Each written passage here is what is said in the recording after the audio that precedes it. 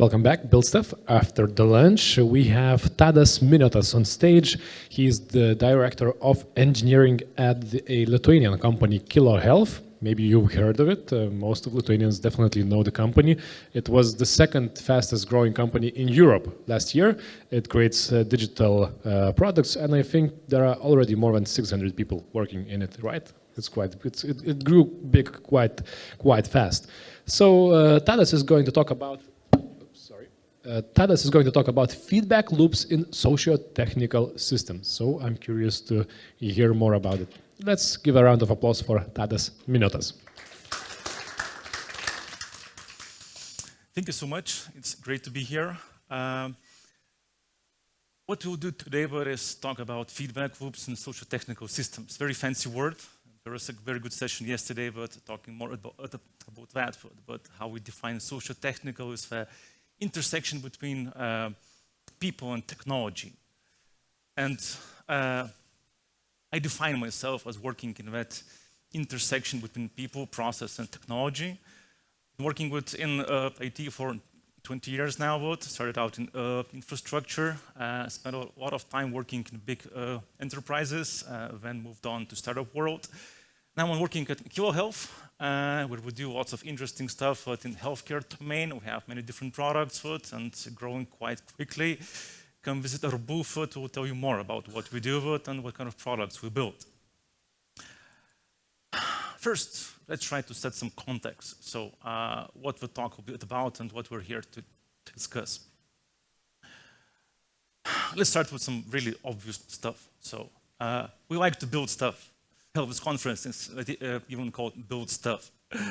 It's fun, it's cool. We do that with some interesting technology, and the stuff that we build sometimes changes the world, and it also pays very well occasionally. So yeah, now that we get the obvious stuff out of the way, what is building great software? So that is intersection of two different things. So building the right things and building things right. So we will talk about both of these things today, and again, how does that intersect with people, process, and technology. We will talk more about the process and a little bit about the people part, but we will cover a little bit less in technology. So let's get started. Again, to set some more context with why we care about building the right stuff and why we care about building that stuff right. This quote or the title of this slide is from the book about baseball. Some of you might have read it. And we believe that with the right process or the right ideas how to build stuff, the rest of what we're chasing for, be it millions of users, IPOs, growing companies, achieving fame and glory, etc., the score or the results take care of itself as long as we're doing things right. And to use another quote from sports, the harder I practice, the luckier I get. So this is about the practice. Let's start with the good, the bad, and the ugly stuff of building software. Let's start with the good part. Lots of ideas. We are in no way of shortage of ideas of what to build. We are all very creative people. As was mentioned in another talk, what software is a very creative, or software engineering is a very creative profession. And we also have UX designers, CEOs, product managers, lots of other people, again, submitting their ideas of, let's build that, or let's build this, or let's build something else. So we're definitely not lacking in ideas of what to build. So that's the good part. The bad part. Statistically speaking, around 70% of our ideas are crap. This statistic is from a very old paper done by Microsoft, or research done by Microsoft about online experimentation. They did A/B testing at scale, and we found out that around 1/3 of the features that we built or the changes that we implemented had no impact whatsoever on the relevant metrics that we care about, be it user engagement, revenue, clicks, anything. 1/3 of the ideas had negative impact. That means they decreased whatever metrics they cared about, and actually we would have been better not trying to build that feature or that thing at all. So bad things. And only 1/3 of the ideas had positive impact. And this study has been replicated numerous times. There was a good talk yesterday, but shout out to Vinted about how they are doing online experimentation, but we didn't share the numbers, but I'm pretty sure that the minority of ideas turn out to be good. So that's a bad part. So far, I've painted a pretty bleak view. So lots of ideas, right? But how do we separate the good from the bad? How do we turn out our creativity into building the right thing? Let's start with a little quiz. Anybody in the audience know who this person is? Really? No one? All right, then we'll find out something new. This person is called John Boyd. He's a fighter pilot turned military strategist. And he's known for a lot of things, but mainly for his input to strategy and something called marine maneuver warfare. And this quote that you see here is from a commander of elite unit, US Marine Corps, in what can be considered one of the best armies in the world, if not the best. So yeah, perhaps the world's greatest military strategist since the likes of Sun Tzu and von Clausewitz. So what was that military strategy? We'll get to that. A little bit more context about Boyd. So he started out his career as a fighter pilot. He fought in the Korean War. Then transitioned into teaching people about aerial combat. He was known as a 42nd Boyd. He had a standing bet that he could maneuver his fighter plane into advantageous position in 40 seconds, or he would pay his opponent $40. This was back in the 1960s. He never lost that bet. From his experience as a fighter pilot, he went on to develop a theory called energy maneuverability theory. This was hugely influential in developing F-15 and F-16 fighter planes. And when he retired from the US Air Force at the rank of colonel, he went onwards to work in a strategy field. And he developed something called OODA. We'll get to that. But let's first define some terms. So what is strategy? It's a decision-making framework in a complex environment. What's the difference between complicated and complex? So this is from a framework, you might have heard of it, called Canavan. Complicated is the domain of experts. So fighter plane or Boeing 747 is complicated. It has lots of moving parts. It's very complicated to build, but it's the domain of experts, meaning that we can tear it apart and we can build it again. We know that removing certain part will impact the plane or plane's performance in a certain way. So it's complicated. Complex. Ecosystem is complex. Rainforest is a complex thing where if you add something or you remove something, you have no way of knowing, only looking retrospectively, what are the effects of your actions. So you have to operate differently. And battlefields, markets, competitive markets, or ecosystems, organizational cultures are all complex things. So you operate differently. You cannot analyze your way into best answer. You have to have something more. What's that? something called OODA loop: observe, orient, decide, act. Bear in mind that I will be grossly oversimplifying this. Some of the John Boyd's followers will probably shoot me on sight if he saw me doing this, but I meant this as an inspiration. So, it's about observing, orienting, deciding, and acting. So what's that? You start with observation. So you have some unfolding circumstances, your market, your opponent in a war, with your competitors, something else, would all impact with whatever you do. You have some outside information coming in, so you process that. It feeds forward to your orientation.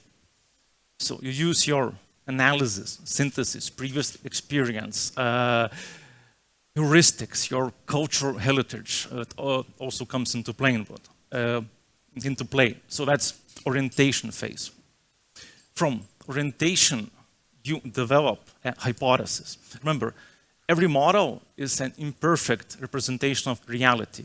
Your goal is to get your model as close to reality as physically possible.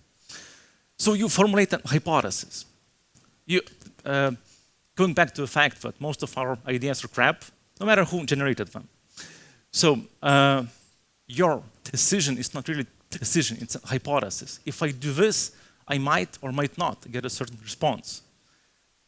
You turn that decision into action, do something with it.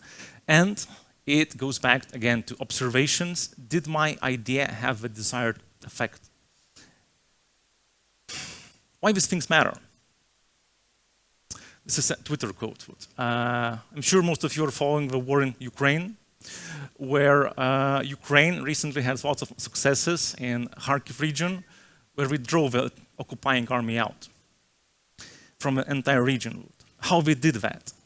We were operating inside the enemy's OODA loops. They were able to observe what's happening on the ground, orient better, decentralize the decision making, and essentially would cause distress to the enemy, and whilst retaining their internal cohesion. So information processing matters. And although these are like 40, 50-year-old concepts, they're still being relevant today, right now. Right now, most of you are probably wondering, this is very interesting stuff, but why are we talking about this? What does it have to do with software? Well, actually, everything. Building software in a competitive environment, whilst reacting to market forces, is subject to the same patterns as in battlefields, as in ecosystems. The ground is shifting beneath our feet. Some people might be doing something which impacts our ways of working or the things that we build. So we can only build great stuff by learning faster than our competitors, by having better feedback. And those feedback loops, they're both technical and process capabilities. So that's what we're going to talk about now. We'll start with building the right things. Excuse me. How do we discover what are those right things to build? Again, obvious stuff. Focus on user needs. Sorry, cool technology is not a user need. Again, we're all builders here. We love to play with technology. It's fun, it's amazing, it's great, but we build a career out of it. But technology does not exist in a vacuum. It exists to solve a particular problem that you might or might not have. So, solve a user need first. Example. Years back, I was interviewing at a couple of startups. One of them had really great engineering, very smart people. Another one had lots of technical debt, barely holding things together. years passed. Guess which one is now very successful and another one is barely surviving? Answer, the one that was focusing on user needs, the one that had product market fit. Coincidentally, that one had poorer technology practices.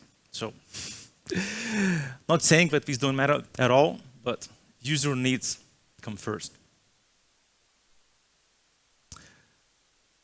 When we're getting to building stuff, ask yourself a question, does it need to be built? You can build it. Again, it's fun, it's nice, it's exciting, it's amazing. You can buy it. There might be software as a service or a product that you could tweak to solve a particular problem. You can also outsource it. I know that outsourcing gets a bad name, but we'll get to that.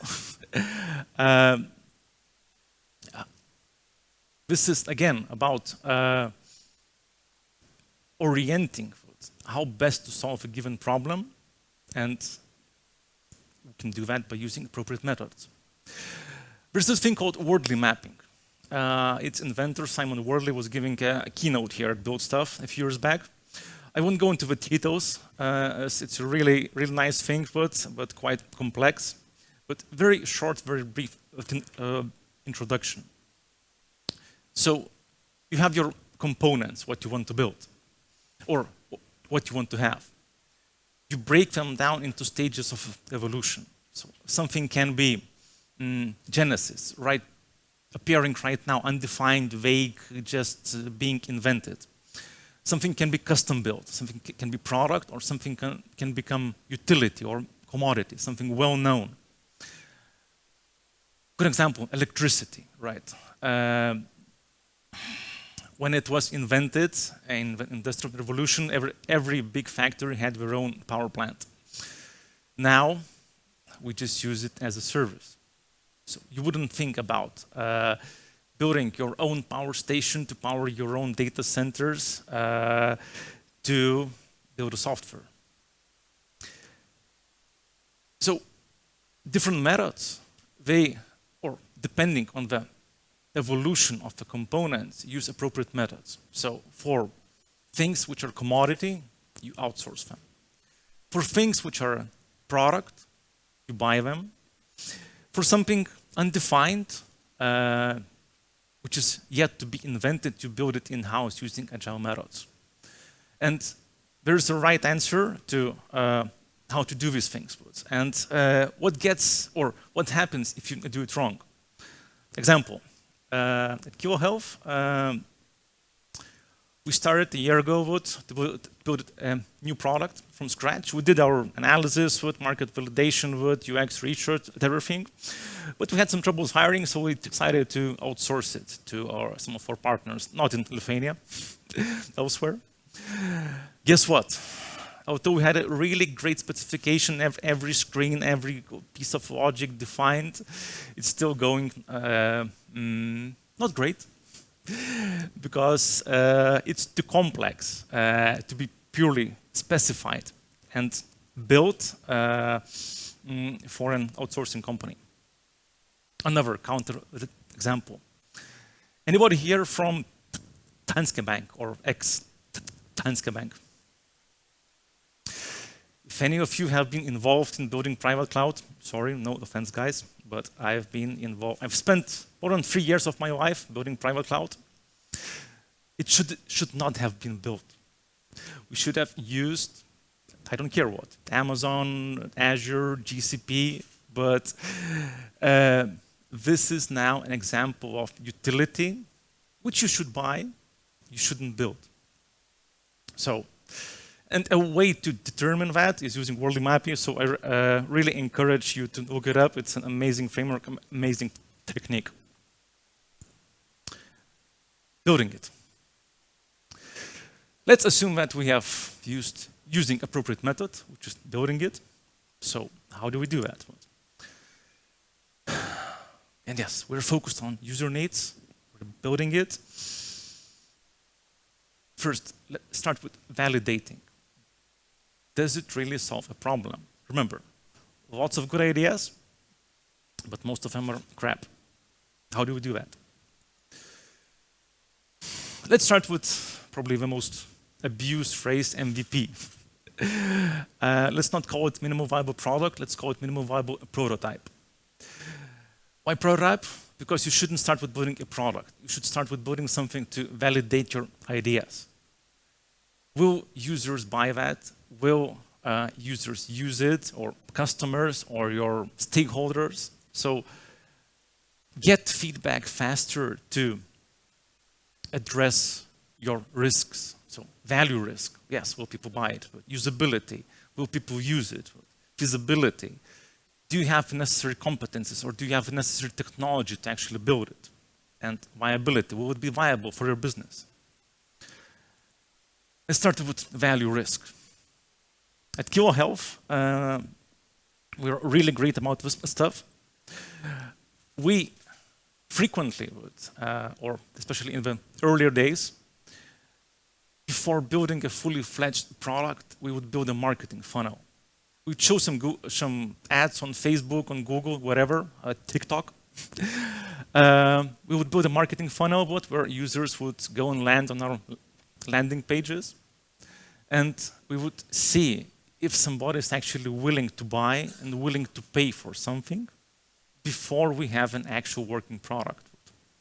And it's a very inexpensive way of validating stuff. So we just need to have some ads and marketing funnel. But it's way less expensive, and it's easier way of getting feedback and validating your ideas and addressing that value risk. So again, example of how can we do that. Usability risk, another concept. There's this thing called Wizard of Oz. What is Wizard of Oz? So we pretend it's software, but actually behind the scenes there are humans doing things. That's how you validate your usability. Or can we build something that people need? Example. You might have heard there was this company called Zappos. They were one of the first, if not the first, online shoe retailer in US. Way before e-commerce was a big thing, and we sold to Amazon for billions. How did they start out? Founder or co-founder, he built a very simple website where people could see images of shoes and place an order. And that was at the time where nobody was certain if people were willing to buy shoes online. As you cannot try them on, but it might or might not fit your feet, etc. When somebody placed an order, founder would go to Walmart or Sears, buy that pair of shoes, go to FedEx or US Post and ship that. And he didn't have any inventory tracking, any warehouses, any shipping, nothing like that. But he was validating that idea that yes, people are willing to buy shoes online. So that's how you do it. Another example. A while back, I was working briefly at a machine learning startup. We were doing some really cool things with machine learning, building models, algorithms, platforms, etc. I remember being at a client meeting in New York with our co-founder, our founder and CEO, really brilliant guy, super smart. And he's doing a sales pitch to our potential client. And he says, yes, our platform can do that. I'm sitting there and I'm almost believing him. Why I'm saying almost? Because the platform at the time was just a simple interface where you could upload a CSV. And behind the scenes, we had two really super smart, brilliant machine learning scientists building that model. From user perspective, yes, it was a platform, but behind the scenes, really hardworking and really super smart data scientists. But that's how we were validating that. We're building something that people actually need and are willing to pay for. So another example of validating or getting feedback for your ideas. Technology risk. I'm leaving this to last foot as usually it's not the technology that's the most risky thing. It's your product market fit or your users or your business or usability or something else. But if you want to validate your technology risk, build a proof of concept. It doesn't have to cover all edge cases or everything that you need to have, scalability, security, etc. But build or start with proof of concept first. I'm a big fan of something called Gall's law, which states that all complex systems that work are evolved from simple systems that work.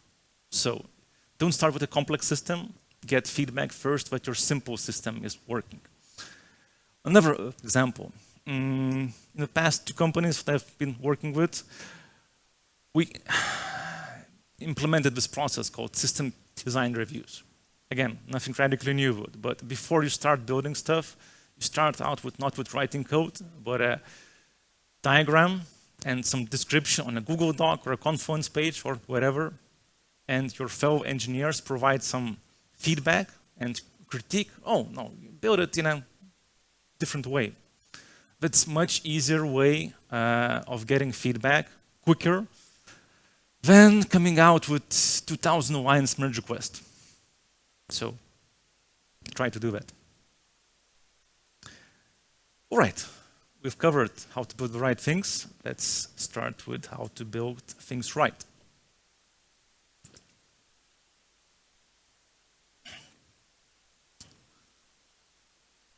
Again, very basic stuff, very obvious stuff.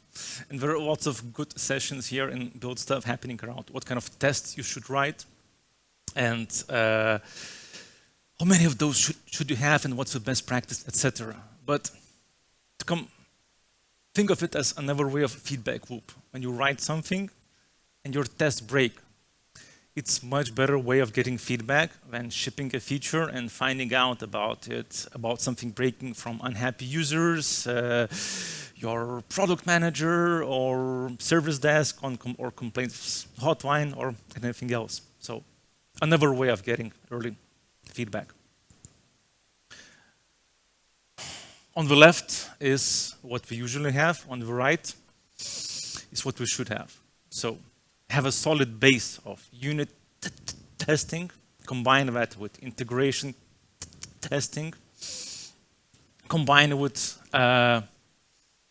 only as much as necessary automated UI testing, and only as a last resort test things manually. Again, this allows you to get that feedback faster and validate what you're building, if it works or does not work. CI/CD pipelines, my favorite topic of optimization. Why? Again, this is your feedback loop for shipping stuff. You need to have some checks there, linting, static analysis, tests, performance tests, maybe some security tests. Good working and very quick CI/CD pipeline is your another way of validating that you're not breaking something and you're getting that feedback. Why it has to be quick? I've worked in places where it would take hours to ship code to production. The gold standard that we use is 15 minutes. So 15 minutes after commit is approved and checked in, your code has to be in production. Are we there yet? Not yet, but we're getting there. Observability. Feedback. And your features or what you think you are shipping, that's only your ideas. Production is where your ideas match reality. Remember, what we do, or in software, it's only a model of reality. And when our users, customers use it, that's where the rubber meets the road. That's where our ideas meet reality. So you need to have good production observability, all sorts of stuff, APMs, logs, metrics, traces, lots of good tools around that. But that's how you get to that observation phase. Does your software really work the way that you want it to work with? And no amount of testing will be the same as really observing what happens in production. Another thing, feature flag vote. Nothing new, same old concepts, but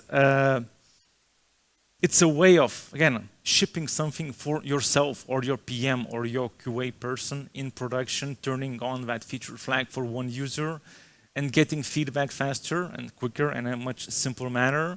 That yes, it works as it intended and it doesn't break anything.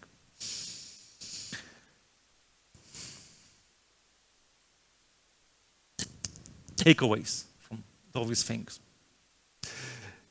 Use appropriate methods.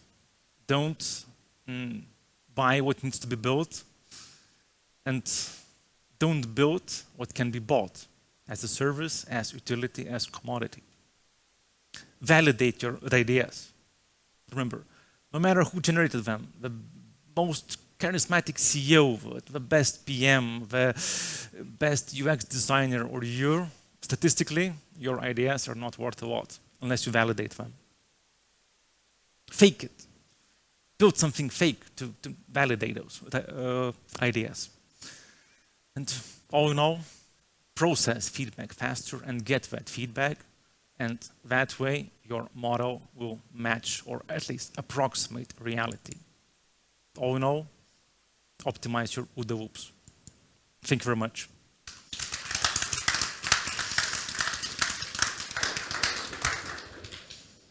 Join you from this side, if that's okay.